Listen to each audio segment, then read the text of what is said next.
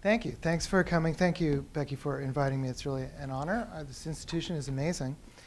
And as Becky mentioned, my father-in-law's work has now entered the archive, John Yang. So that's really exciting and a very, very wonderful home for his work. If you come to know it, I think you'll see all the connections to the tradition here and what it represents make a lot of sense for his work as well. It's really wonderful to see it here. Anyway, so I'm a musician, as Becky said, and so I wrote this book about analog and digital because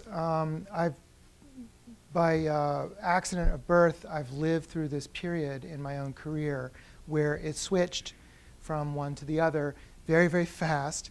So the first record I made was in the late 80s, and it was an entirely analog process. This wasn't a choice. It wasn't that we thought it was superior or that we thought it was more cool. It was all there was. There was absolutely no other choice. So if you can, those of you who are younger, just imagine, this was not that long ago, and it just didn't exist, right? So we went into the studio to make a record, and there were no digital tools at all. There were no digital effects, there were no digital recording, there were no computers, there was no screens whatsoever. And again, that wasn't a choice, that was just the way we found it. And then by the third record we made, it was switching.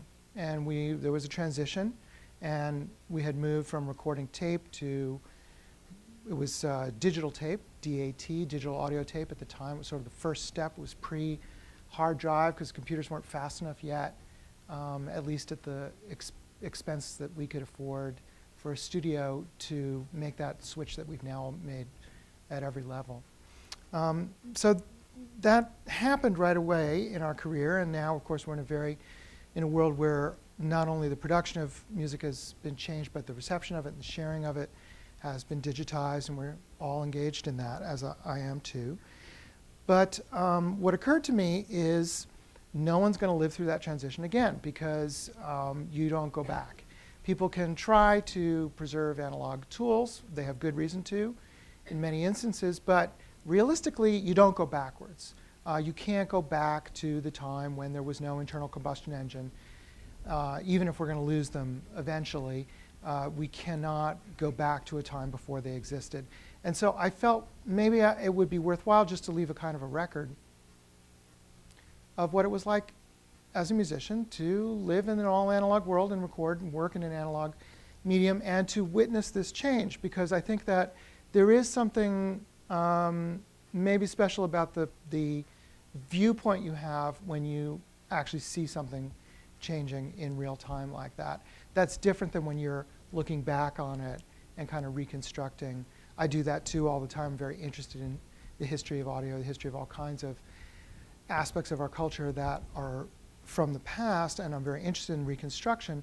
But this wasn't reconstruction, this was just what I stumbled on. So in part, my book was set out to just be a kind of a testimony, and I wanted to do it differently than I've seen analog to digital discussed in sound a lot, because I haven't felt that much of what I've read has been very helpful, and what I feel has been the problem of it is so much of it is devoted to a value judgment about whether this is better or worse than what we had. There's a lot of conversation in the audio world.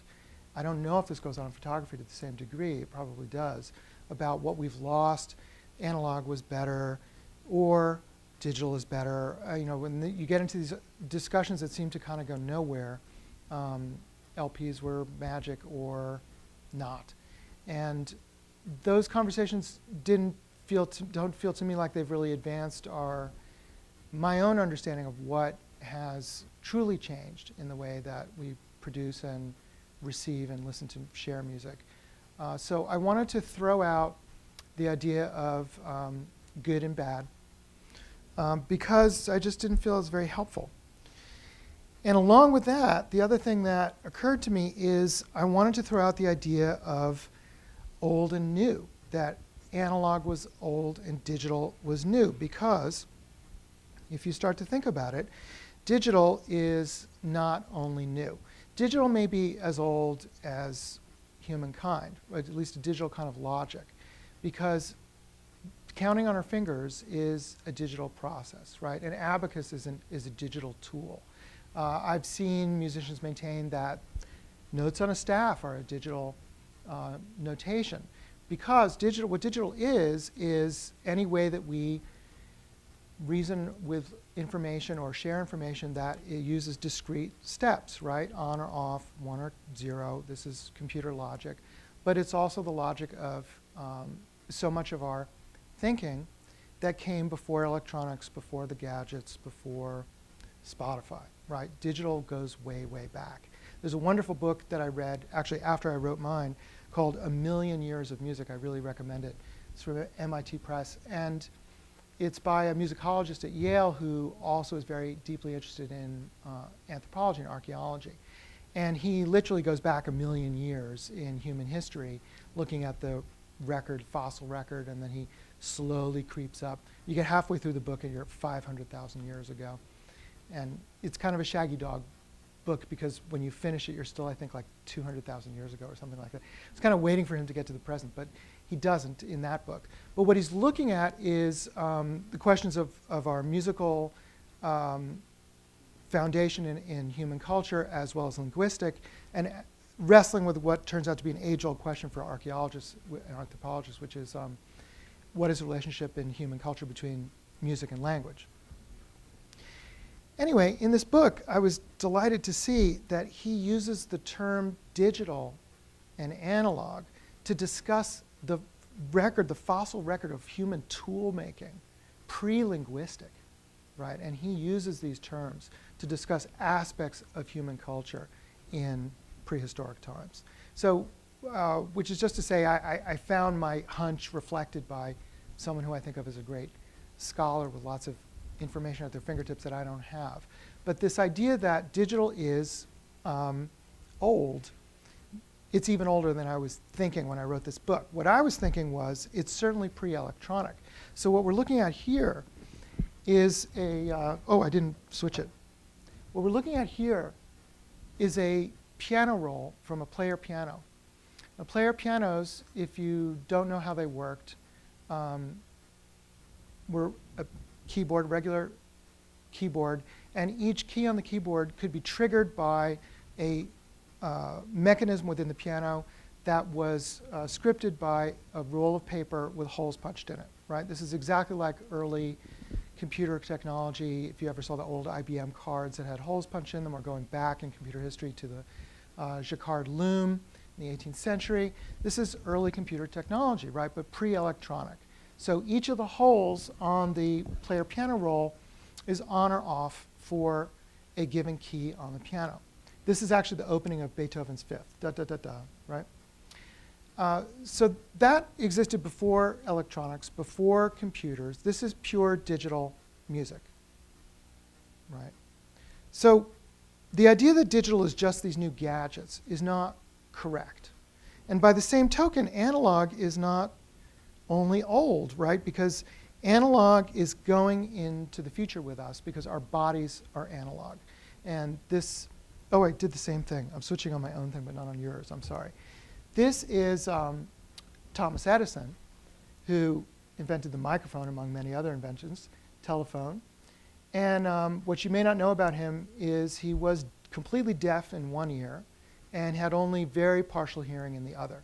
So this is a portrait of him in a characteristic gesture, apparently for his lifetime, which was cupping his hand to his one ear that had partial hearing in it. And the reason I thought this is useful to illustrate this is just this remembrance that whatever our technology is for our communication, our communicative tools, in the end, they have to connect to our bodies for us to perceive them. Sound must be heard to be perceived. And we cannot hear digital music. Computers and our devices can use digital information to exchange with one another digital music, but once we are going to listen to it, we must return it back to the analog realm in order to perceive it. And the reason is that our bodies are analog. Our ears are analog, our eyes are analog, our sense of touch is analog.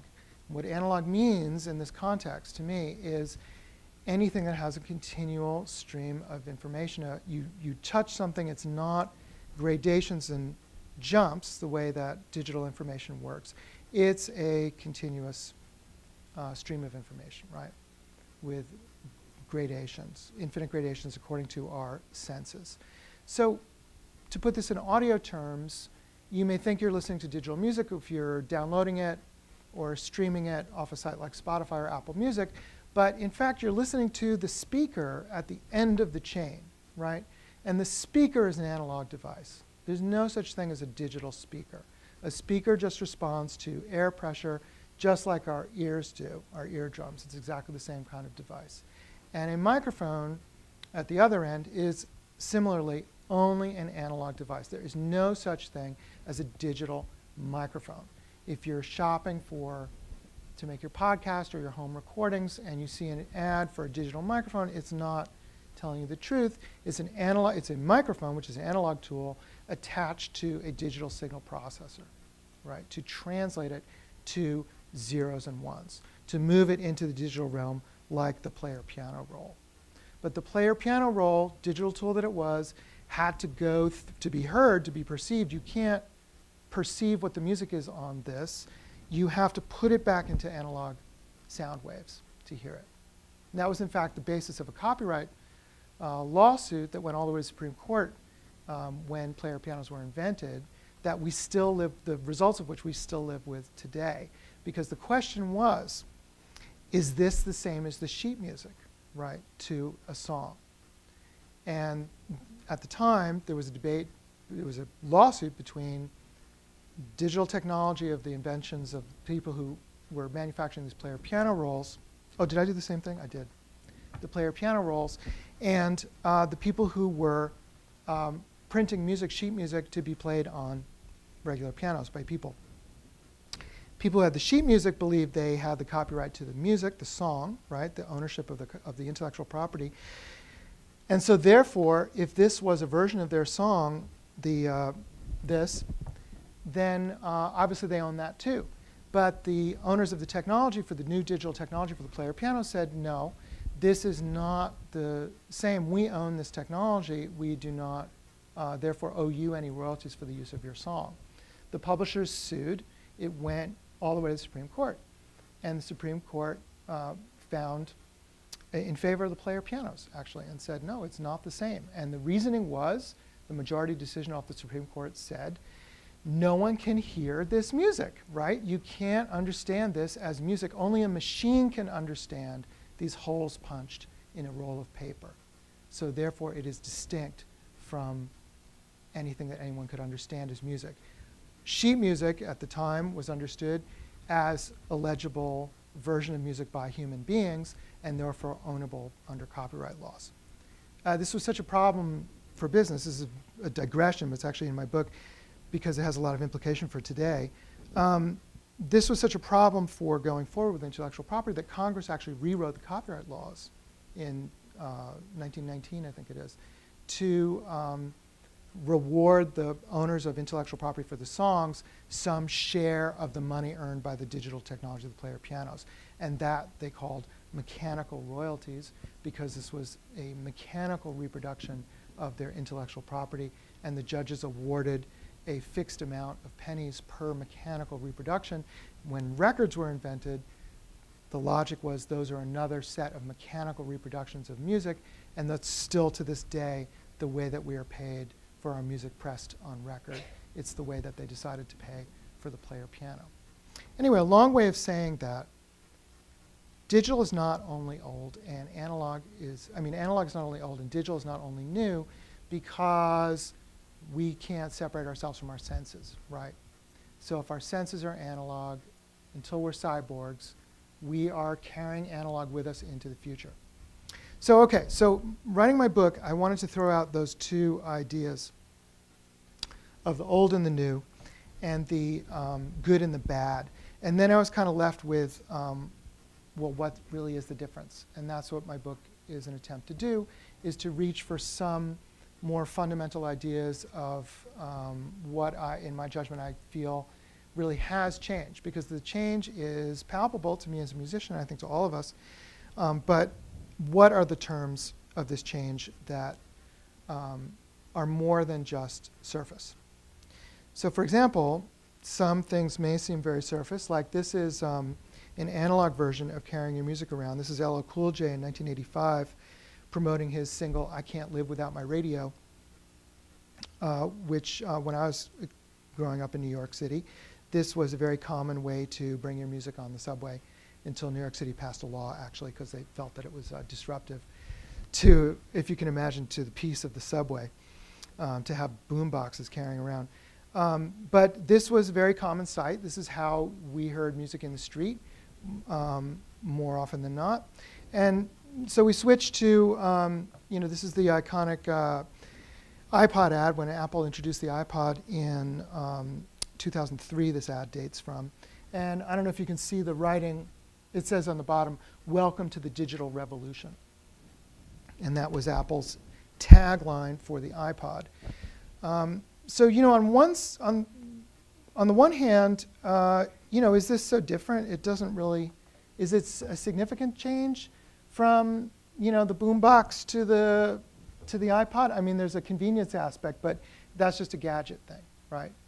But what I wanted to kind of get past was those kinds of surface issues and think about what really has changed between these two. And if you think about it, what's going on here is we're moving from a public performance of music in the street to a private one that only one person hears.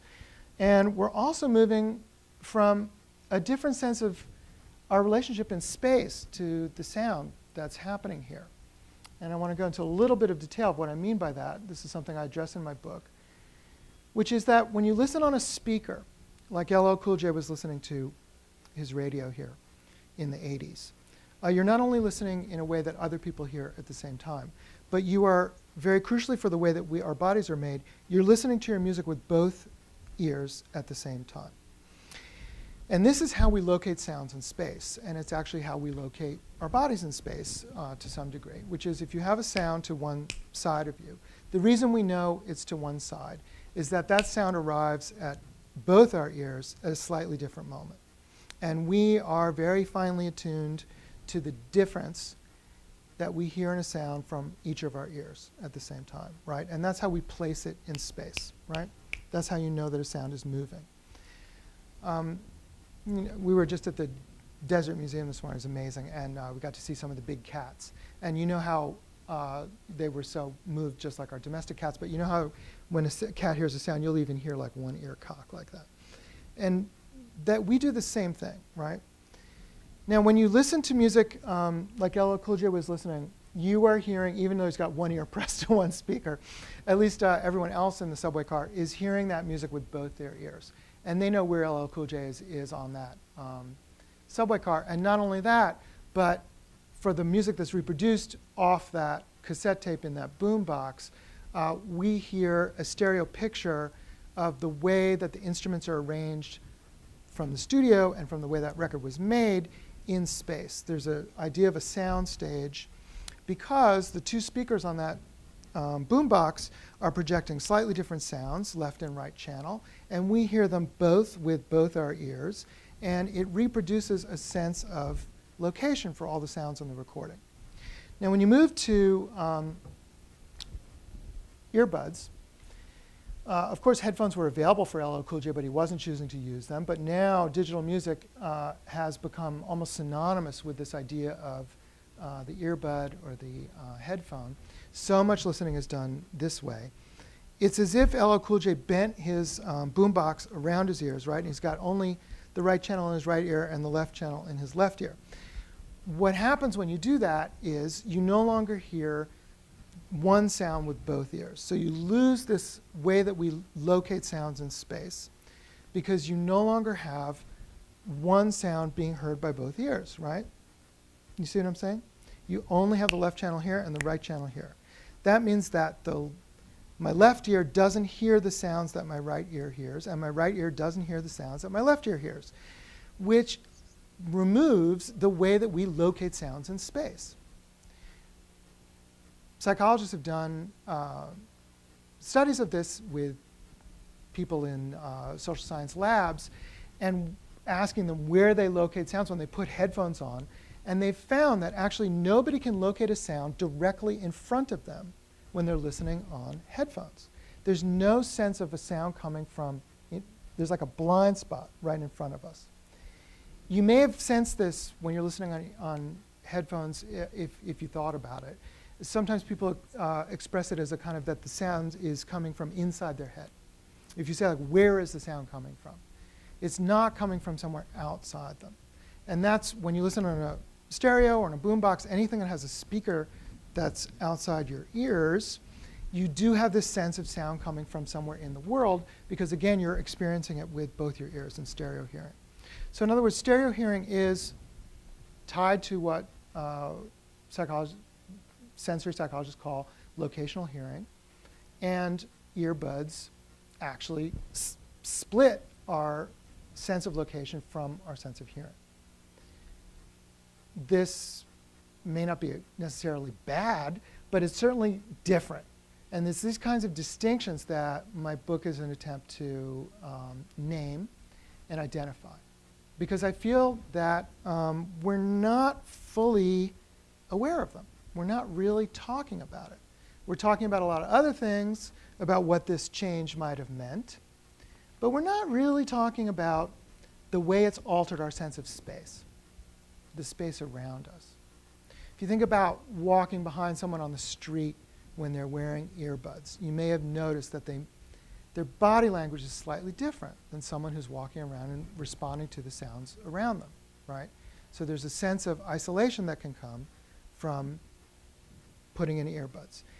We may use it deliberately, and there may be very good reasons to do it, like you want to isolate yourself to study, your roommate's making a racket, or you're on the New York City subway like LL Cool J was, and it's unpleasant, and you want to have a space of your own. But you are making a space of your own, right? Even if you are in public space. Now, when LL Cool J was carrying a boombox around, or his compatriots were at the time, it was an idea of altering the social space, not of isolating the person within the social space, right? That's a very dramatic distinction of how we treat the space around us and its relationship to audio. So the digital revolution, as Apple, in a kind of self-aggrandizing gesture, but if anyone's going to be self-aggrandizing about digital culture, Apple deserves it, creates a sense of isolation and a lack of sense of location. It's reducing our ability to use audio for our sense of where we are. What this reminds me of, and what I go on to compare it with in my book, is the way we use GPS. And GPS, similarly, has been a dramatic change in a musician's life, among everybody else's, for how we find our way around. Time was, when I first went on tour, we had only paper maps, analog maps, and payphones at gas stations to call desperately a club or a promoter because we were lost all the time. Of course, with GPS, in one sense, nobody's lost anymore, but in another way, we're kind of all lost all the time, right? Because what GPS does that's so different than a paper map is actually, I think, rather similar to what happens when you put earbuds in your phone, which is that you sever your relationship between your place, you know exactly where you are, and your surroundings, right? On a paper map, you're looking at how you are moving through this map, right? But on the GPS screen, right, you're always the dot at the center of the map, and the map is moving with you. You never move out of the center of that map, right? You are there's like a blind spot, like on the locational listening on headphones. You're always dead center, as you are when you put left channel in left and right channel in right, right? But we don't have as strong a sense of where we are in space at large as we're moving around. How do I know this? Because you can make these dreadful mistakes, as I think we all have, or at least we know someone who has, using GPS in a kind of blind way, right? We sort of surrender our sense of direction, our sense of where we are in analog space and time, and we just follow the directions. There was a story on the news of, maybe it's a couple of years ago now, it was such a dramatic one, it was hard to forget, where this guy got off the plane in Reykjavik in Iceland, got in his rental car. You know what Icelandic words look like? It's like endless strings of consonants and syllables that you can't make heads or tails of it if you don't speak any Icelandic, which he didn't. He typed in his location of his hotel slightly wrong, and he drove all the way to the other side of Iceland through the night to a hotel he thought was in Reykjavik. And he drove for hours and hours and hours, something like 16 hours. Ended up in this tiny little town, which was the spelling that he had mistakenly typed in the thing, where of course there was no hotel whatsoever. And the people came out to see who this stranger was, and they put him up, and it made it onto the BBC News. But that kind of mistake where you think, this must be wrong, right? I mean, I've been driving for 12 hours from the airport in Reykjavik to my hotel. It can't be right, right? But the GPS is telling me, and I'm still at the center of this map that's moving along and says this is the right way. That kind of mistake is impossible in analog space, right? I mean, none of us would make that kind of mistake. This example here, drawn from my book, is another one that can happen. This happened to me on a GPS, which is, I live in Cambridge, Massachusetts, but because of my work as a musician, sometimes I've just arrived home from England, which was the case one day. And when a friend invited Naomi and me to dinner at her house on 35 Market Street in Cambridge, Massachusetts, a part of Cambridge actually we didn't know, so I typed it into the GPS, 35 Market Street, Cambridge, and it put me on 35 Market Street, Cambridge, England, because the GPS thought that's where I wanted to go. Now, if I hadn't not surrendered my knowledge of analog space, I may have jumped in my car, I guess, and tried to drive even further than the guy in Reykjavik, right? But this kind of mistake is a pure digital mistake. You could not possibly make that kind of mistake in analog terms. And to me, there's something very similar about this kind of blind spot that we can adopt in with our digital tools, and the audio blind spot that I think we get in front of us with no sounds ever coming from directly in front of us from headphones. So that's an example drawn from the book of how our sense of space is altered by our digital tools using audio. But as you see, the book is an attempt also to use audio literally as a way to identify some aspects of this switch. And then my hope was, if I did my job right, if my reasoning is sound, I may have hit on some issues that apply to our communications in general across media, which is very rewarding to me that Becky invited me here to talk in a photography center, because that is my goal, is that if I could use what I know best, which is music, to examine this problem in as truthful and rigorous way as I was able, I may have hit upon something that would be true enough to apply. So this GPS example that I use in the book is an attempt to do that myself. But really the hope for the book was that it might speak beyond my experience and levels of expertise to other people's in other media. Because for one thing, we're all using the same tools now, right? This is another aspect of digital culture, which I think Becky's introduction makes really clear, which is we're all dealing with the same drop-down menus. We're all dealing with the same questions of resolution size and the way that information is processed, the way that the computers are dealing with what is information and what isn't. The software is designed to work across media. And our gadgets are too, right? Our tools are too. That's why we can all do all the jobs ourselves now. As a friend said recently, now I have to even be my own intern, which I think is more and more true, certainly true for musicians. So the book looks at very big questions, space and time, right? This is a digital clock. So far as I know from my research, it is the first digital clock. And interestingly, it's actually a fiction. This was a prop for Stanley Kubrick's movie 2001.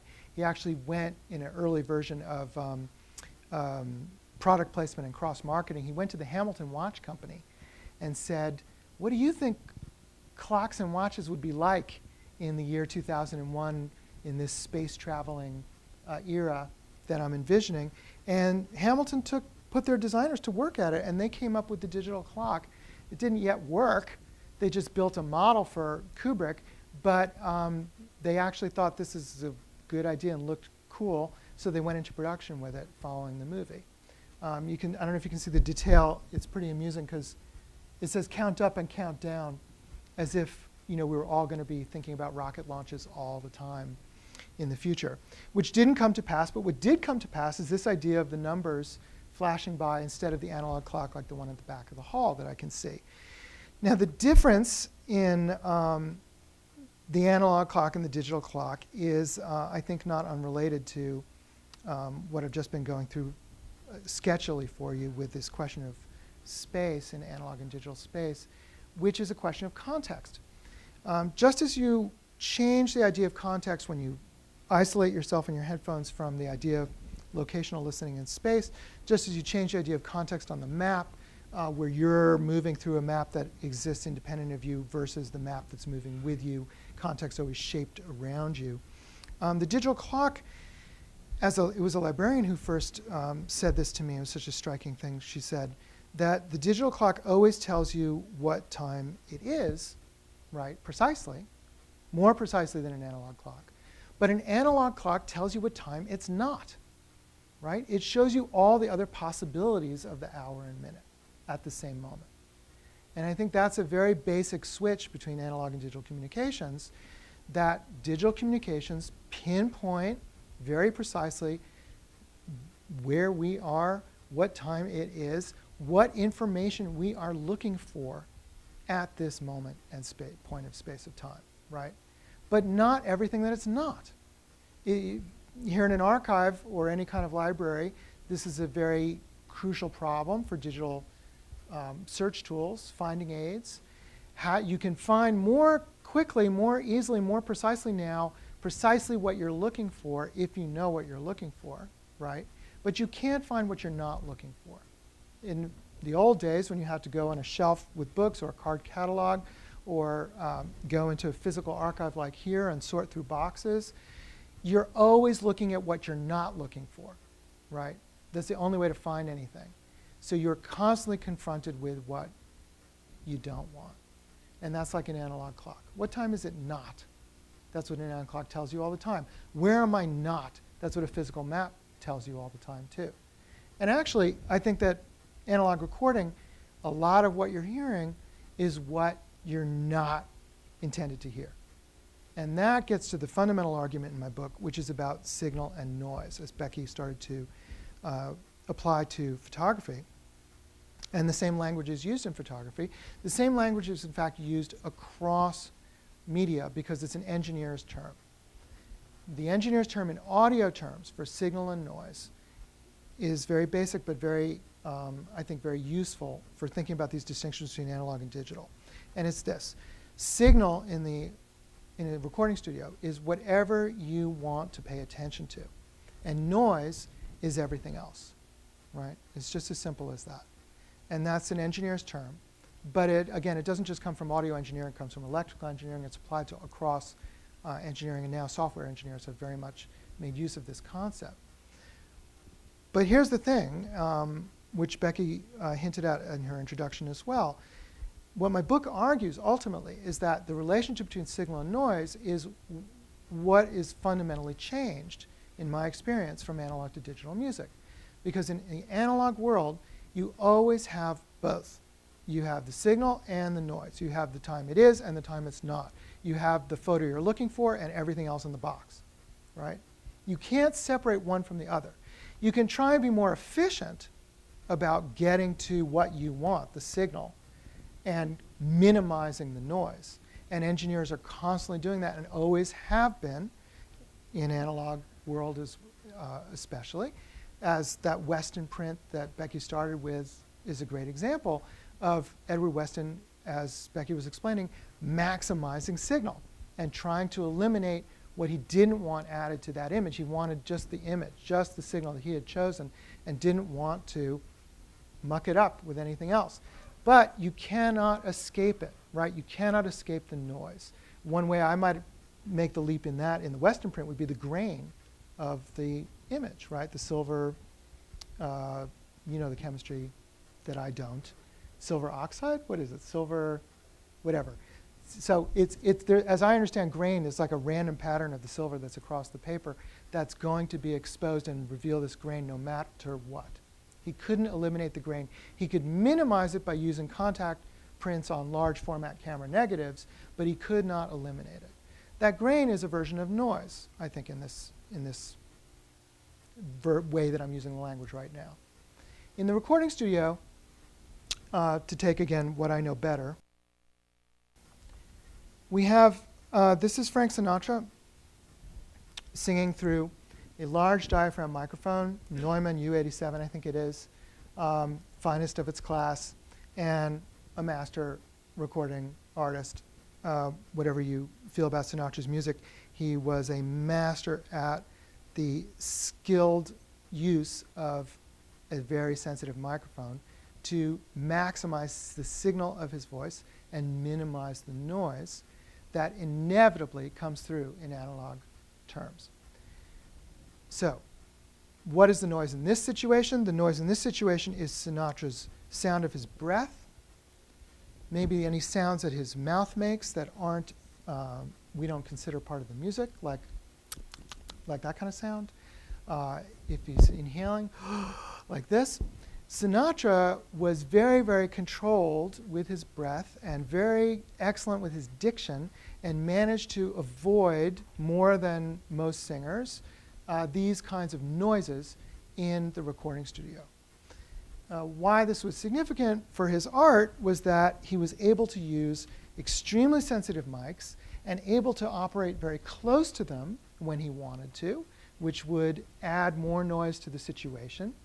Because when you get close to a mic, you have more, here's unwanted noise as I touch the mic, you have more possibility. If you see that now I've got the P's are all popping on this, and this is like my S's could be more sibilant, you hear that?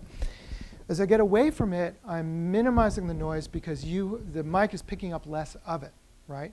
You're still hearing my voice, which in this situation is the signal, but not just all of my voice, but the words I'm speaking, really the signal that we're concerned with here in this room right now, right? It would be at the point where you couldn't hear my words anymore that you might think there's too much noise going on.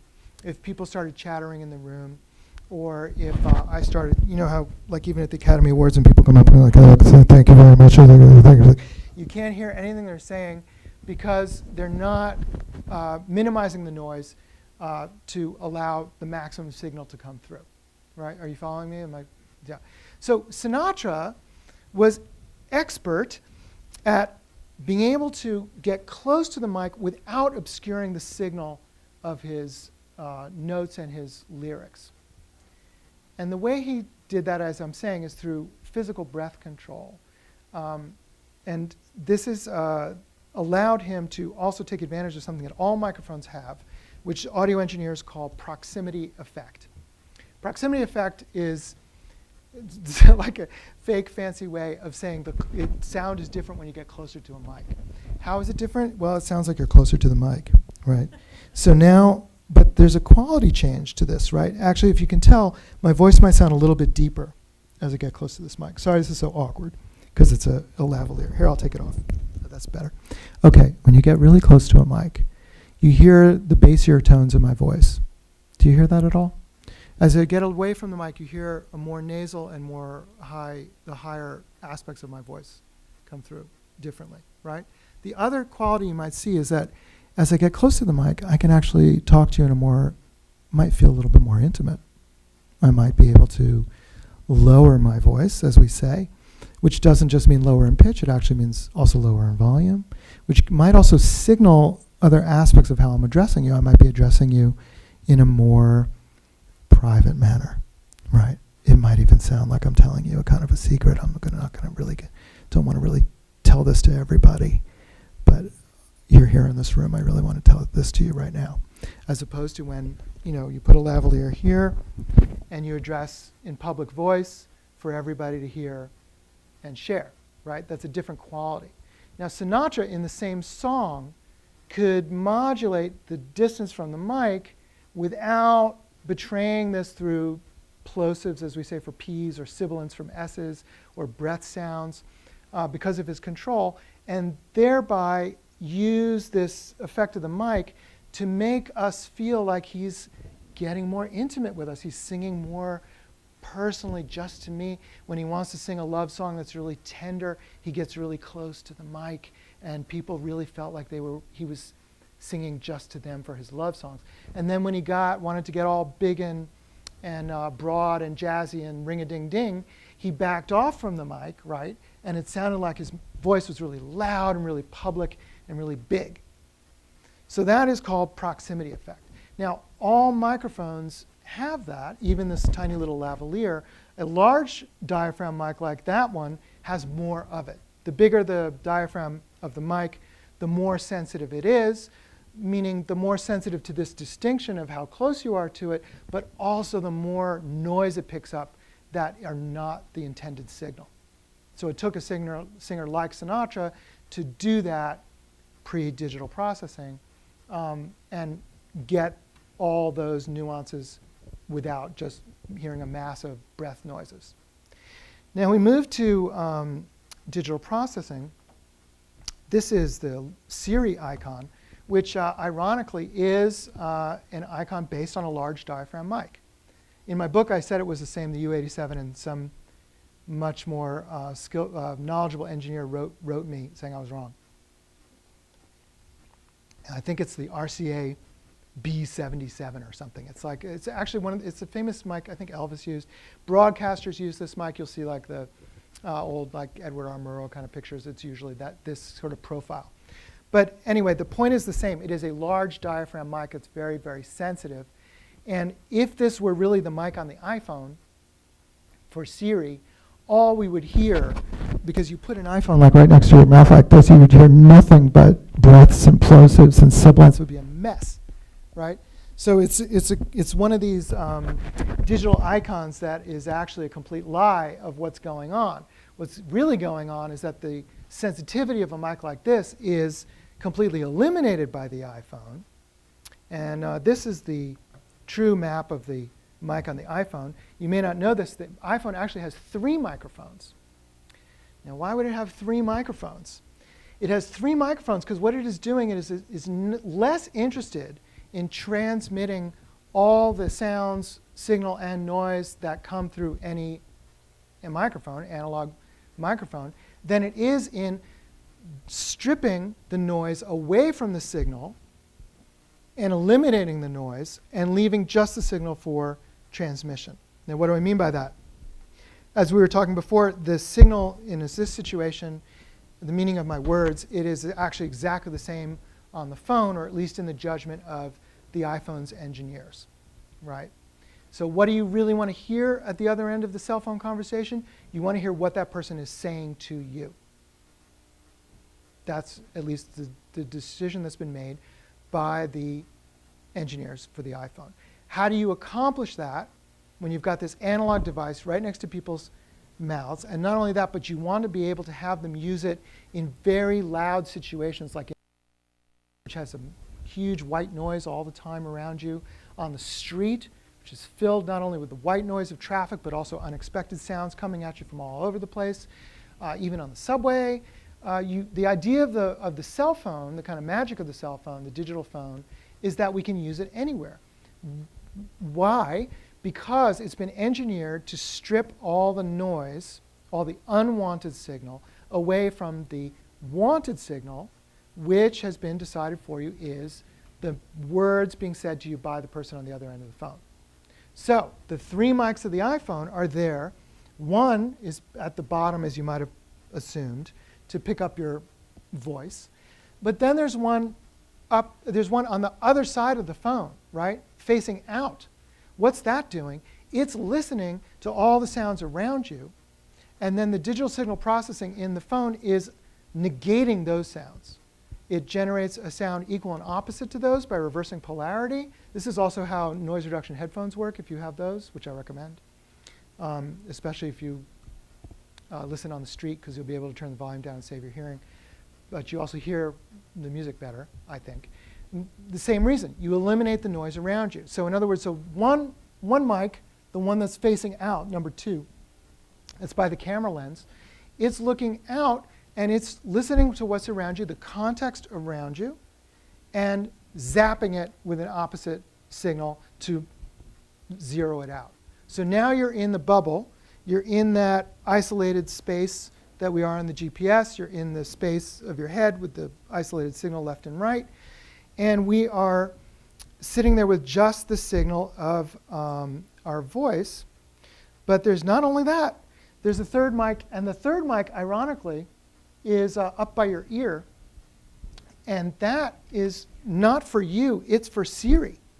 So it's actually Siri's mic, there's Siri's icon mic, but Siri is really listening to you through a combination of these in stereo. So Siri gets, when you say have the phone down here and you're doing voice commands to Siri, Siri needs to know which direction you're coming from, right? Because if I'm over here saying play me slowcore on Spotify, right? But someone else is over here talking, how does Siri know who to pay attention to? Siri needs locational listening, just like we do in real space, analog space and time. So Siri has been given stereo hearing. So Siri gets a mic, 2 mics when you lay it down here and here, so that Siri can locate where you're coming from. So your commands have a direction, and then Siri can negate the sound coming from the other direction. That is noise from Siri's point of view, and your voice is the signal. You get that? So that's why there are 3 mics on the iPhone.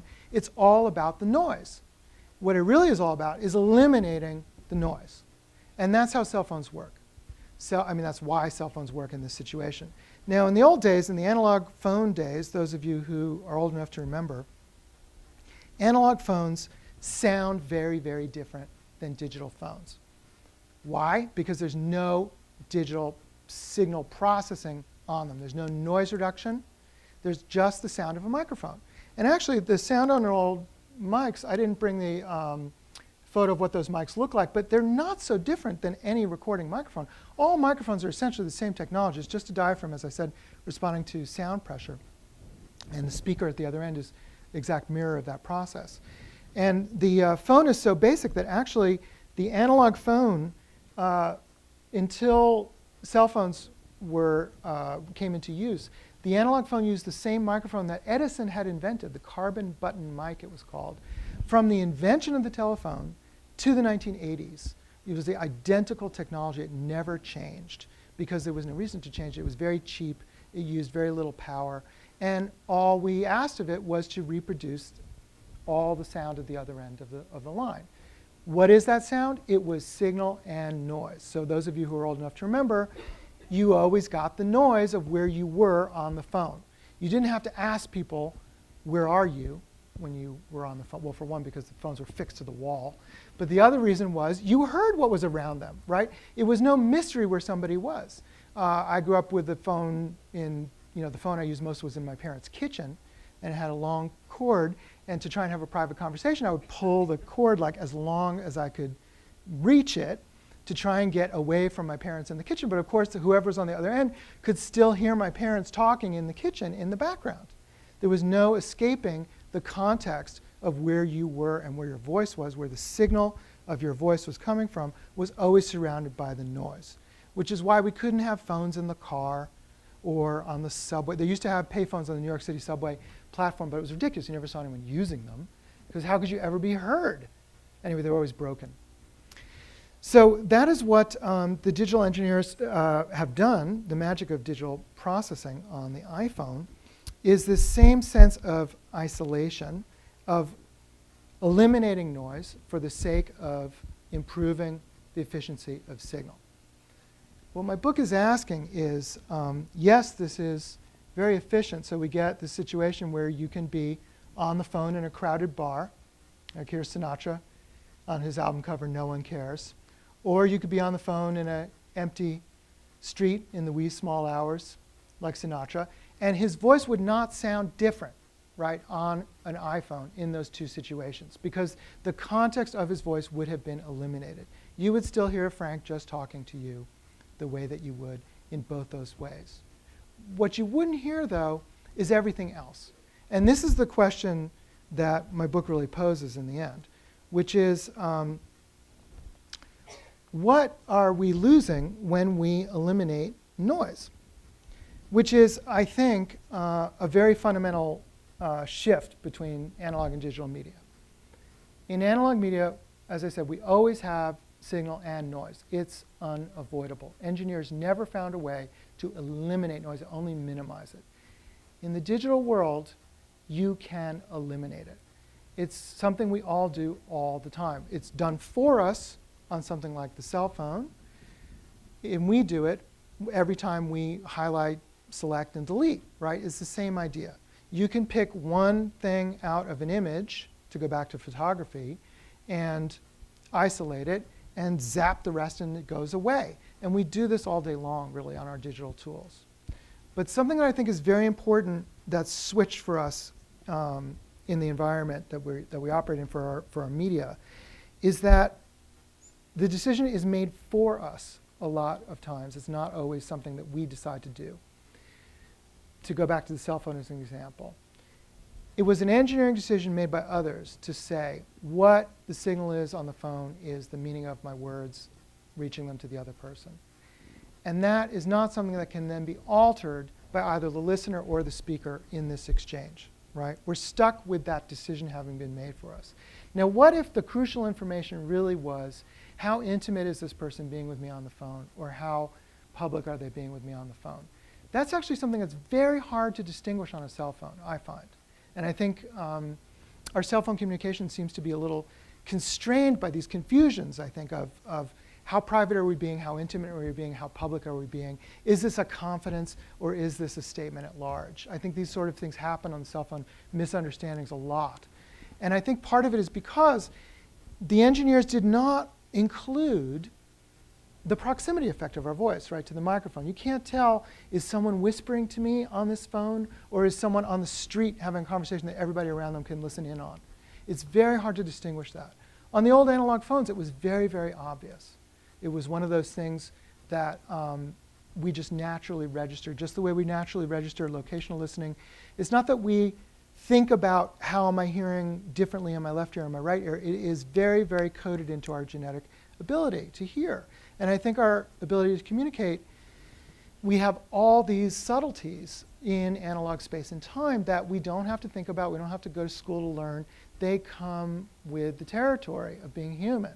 We are very, very good at distinguishing authentic communications from inauthentic ones, intimate ones from public ones, intimacies from falsehoods, right? These are natural distinctions that we make. But how do we judge these things? I think noise is actually a large part of what we use when we're making these distinctions. The way I phrase this in my book is that noise is as communicative as signal. We use both. We use both all the time. We use them when we're judging where we are in space. We use them when we're listening to something someone's saying to us. These are just skills we have. But our digital tools are not porting over the noise that we are very skillful at drawing information from. Now, Becky's example is perfect for this. Becky, do you mind if I go back to your slide? Becky's example of the Milky Way photograph here by Aaron Rothman, whose work I don't know, but this is fascinating to me. So this is night sky photographed digitally. Now what's happening is that he's, as an artist, toying with this digital tool that has separated signal and noise. The digital camera is engineered to minimize noise or eliminate it, but he's putting it in the situation that it's worst at, right? And putting it into low light situations so that there's not enough signal for the sensor to know what is signal anymore here at all. There's not enough light for the sensor to fully know what to register and what not to. So it starts to generate noise, meaning in digital terms, information that doesn't correspond to the intended signal that's coming in. So you get these colors that, as I understand this, I may be slightly wrong about this, my understanding of this technologically is that, because the same thing happens in audio distortion, if there's not enough information for the digital tool, it has to fill in the blanks, the zeros and ones somehow, so it starts to generate random information. And you get these random patterns of color like this in a night sky. But Becky's point about this photograph is so telling, which is that even though there's almost no information here that's signal from the noise, our analog eyes and our brains are able to pull the Milky Way out of the image, right? Probably more than the digital tool could, which is, I think, probably what was happening here. This is a situation where the digital tool has been pushed to the place where it cannot distinguish signal from noise, and yet we can. So this, to me, is an example of how good we are at pulling signal out of noise. So why eliminate noise in our communications? We're already good at eliminating noise. If you take the Facebook controversy right now, I think this is a perfect example. What Facebook does so much is make these choices for us of what is signal, what to pay attention to. Well, Facebook is going to choose what to ignore by taking it off your page or not showing it to you, and what to pay attention to as signal by placing it there, right? Now, it turns out that can create all kinds of distortions in our understanding of the world. If you just give us the signal and the noise, the newspaper, which has the stories you want to read and the stories you don't, right? We're perfectly capable of sorting one from the other on our own. But when you put it in someone else's hands to make that decision for you, and not only for you, billions of people, how are they going to make that decision? They're going to make the decision through some broad stroke that only applies in some broad manner, right? It can't possibly be right for all of us and in all situations, because what is signal and what is noise for each of us changes all the time. So that's the point of my book. And I think that the connections to photography would be wonderful to hear about more from you, if you have thoughts about that or connections, or from Becky. But that's the question. If noise is as communicative as signal, and digital tools eliminate noise according to someone's definition of what is noise and what is signal, then it would seem that digital tools are less communicative than analog ones. But we are using them, so we've got to think about this and think about what's going on. Where is the noise, and where is the information that we're losing, as well as all the information that we're gaining from digital tools, right? Obviously, we are gaining so much. That is why my book is not intended as a return to analog, Jeremiah, because I don't want to deny that the finding aids, the digital finding aids in an archive, are not useful. They are incredibly useful. And yet, we've got to find some way to find what we're not looking for. So that's my presentation. Thank you very, very much for inviting me here.